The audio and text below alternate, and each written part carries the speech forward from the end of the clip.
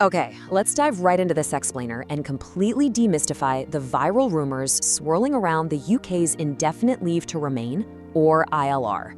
If you've spent any time at all on social media over the last few days, your feed has probably been absolutely blowing up with panic about permanent residency. Well, today, we're going to cut through all that noise. We'll look directly at the facts from our source material and figure out exactly what's going on, with a huge focus on how your current salary might literally dictate your entire future in the UK. To do that, we're going to quickly walk through the viral rumors themselves, verify that current rules remain unchanged, dig deep into how salary impacts ILR, look at the reality for families, impartially examine the UK political divide, and finally, talk about why you always need a plan B. Starting with Section 1, let's unpack these viral rumors. Right now, there is a massive, anxiety-inducing question on pretty much everyone's mind. Are you really going to have to wait a full 10 years for ILR? This stems directly from comments made by Shabana Mahmood just a few days ago. Her remarks sparked an immediate, wild wave of speculation, leaving thousands of immigrants wondering if the finish line for their residency just got pushed back by half a decade. Since those comments hit Parliament, social media has just been flooded with this terrifying rumor that a 10-year path to permanent residency is becoming completely mandatory for everyone across the board. And you can totally imagine the stress this is causing, right? People who have planned their entire lives, their children's schooling, and their finances around a standard 5-year timeline are suddenly facing this totally different rumored reality.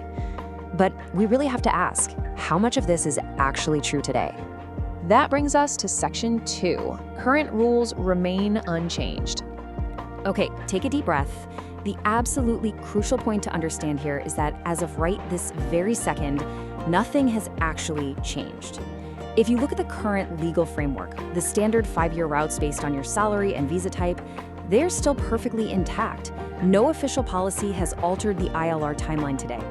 If you're preparing to apply, the rules you've been relying on have not been rewritten overnight. So breathe a sigh of relief, but definitely stay vigilant because the conversation is rapidly shifting toward how much you earn. Which leads us straight into Section 3, looking at exactly how salary impacts ILR. According to the source material, the rumored tiered system could look a bit like this. The chatter suggests that very high earners, those bringing in over £120,000, might actually get fast-tracked to ILR in just 3 years. For folks earning a solid salary or working in essential roles like doctors, nurses, and teachers, the standard 5-year path would remain. But here's the kicker. If you fall underneath that high salary bracket, you might be facing a massive delay, a full 10-year wait.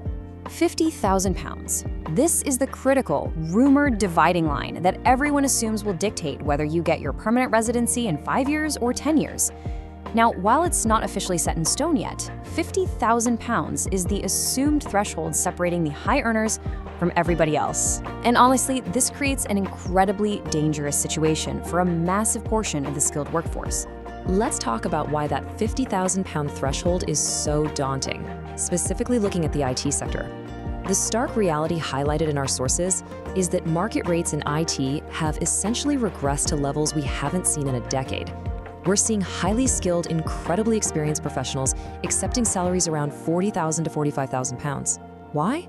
Because they desperately need an employer willing to cover those expensive visa sponsorship costs.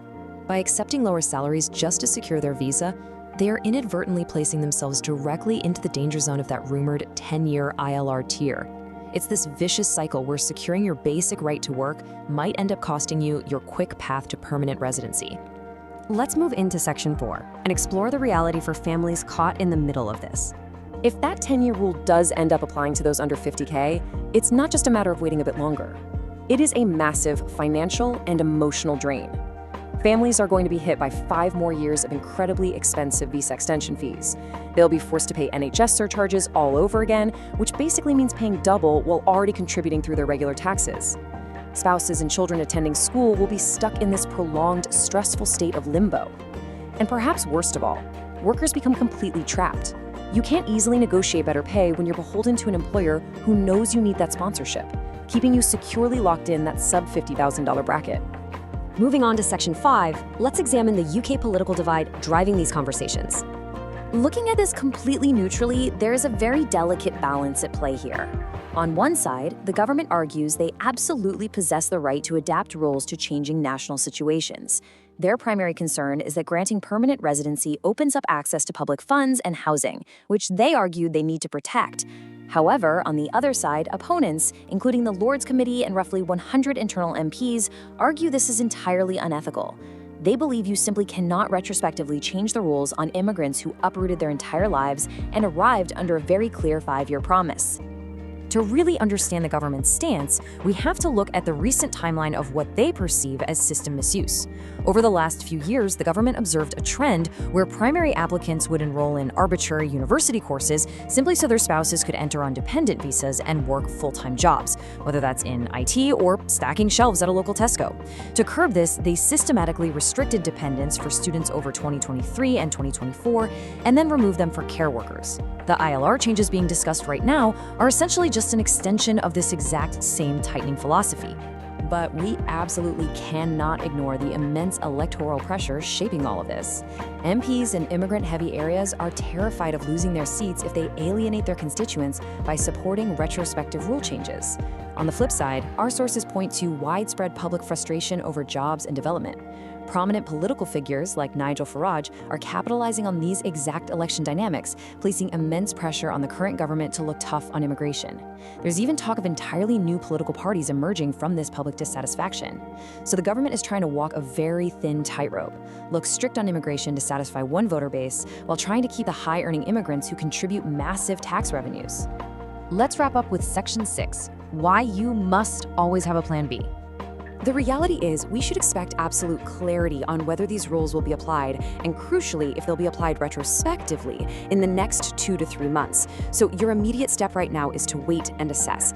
Figure out exactly where your current salary sits against that rumored $50,000 mark. And most importantly, you need to establish a backup plan right now in case your timeline to residency suddenly doubles.